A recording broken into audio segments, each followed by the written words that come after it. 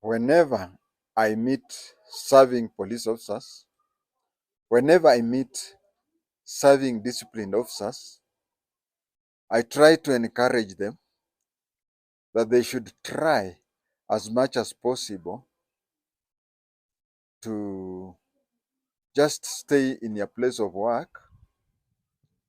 Vumilia whatever hardship you're facing. You know, this thing of saying kila kazi ikitokea mimi ndio napangwa.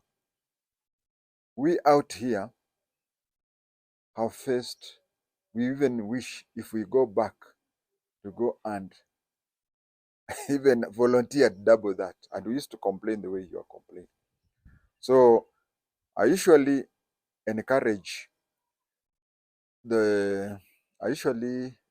those of us who are still in active service to continue with the life and only cease being police officers or being affandes on the very last day that the law allows. I would rather you even go one day after, but you see the law says on such and such a day is when you reach retirement age. 1983, they came up with a system where you reached 55 years, the next pay slip comes 00. So if you want to continue working without a pay, that is how I would wish somebody to be. Just work until you work no more. But then, for anybody in every profession, but this today we are only talking about the affanderism. When you are employed, your first salary is your first step towards retirement. Start thinking of that. Start saving from your first payslip. Forget about this thing. Oh, sijui jenga nyumba, sijui First thing that. And do that the last time you'll save anything. We have the statutory savings, such as NHIF and whatever. On top of that, also save, but save something that you are comfortable with. Don't live a poor life today for a rich life tomorrow. Then, you'll reach a place where children will come. You'll start paying fees. You'll start so many things. You pay fees for your children. You pay fees for your sibling. You do everything.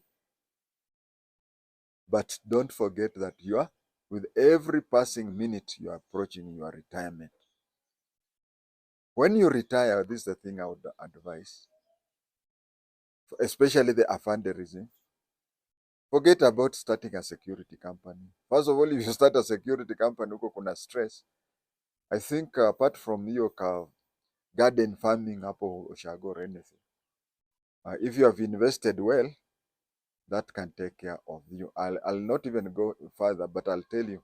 For example, you are working away from home. If you want to buy sukuma, you buy. If you want to eat sukuma, you buy. But when you are retired, you stay at home, sukuma, you just go behind your house, isn't it? Apart from salt, sugar, maybe one day you want to buy meat, but you can, suko na kuku kwako. Anyway, I'm only saying. And you find that ask anybody who is in 40s, 41 to 49, they'll tell you that they spend a quarter of their salary. The other 3/4 go into other things.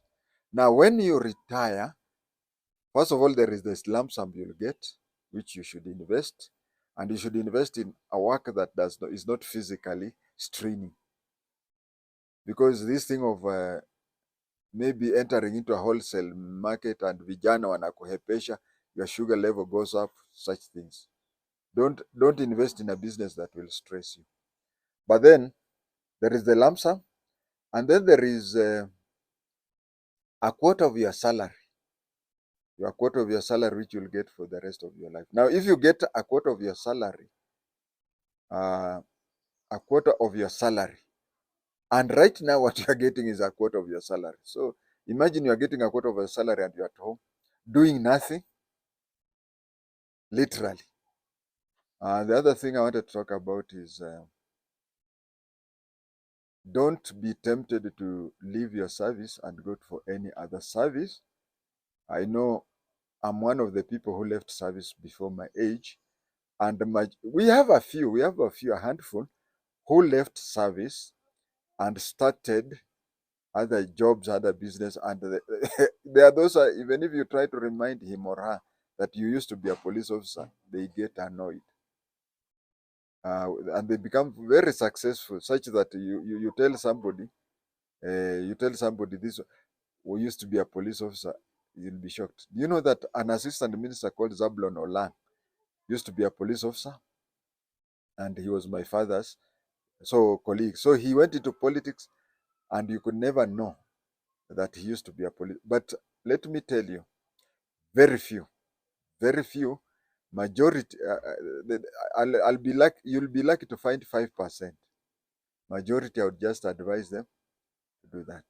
And then we have challenges. We have challenges that we have gone through, especially those who have ranks. Those who have ranks. I've even talked of a pen paper where two majors fought. There is even a case. For example, I was supposed to join Sony Sugar, and in Sony Sugar, you find somebody joined the police as a cadet inspector, and after completing 2 years, he resigned and joined Sony Sugar. He was employed. And then there is another one who was a chief inspector, a long-serving chief inspector, who joined Sony Sugar in the investigation department. But since this chief inspector who had been in the DCI, who was at DCI for a long time, and he was a Form 2, Kenya Junior Secondary. He was a Form 2. He was earning half the salary. This is somebody who had spent over 20 years the police service, most of it in the as a detective. Now he was working. Is it the third rank? The first rank was that cadet inspector, because he was a graduate. Now you see in the field there, they look at the papers. They say, "You are a member of the inspectorate?" Yes. You are a member. You are a member of the inspectorate? Yes. Um, this one was also a member of the inspectorate. Masomo, Form 2. And this one, a graduate. You find that he was the graduate who had worked for Kenya Police for 2 years in general duties. You call them Kenya Police, regular police. Regular police is somebody who is doing, in the army they call them general service officer.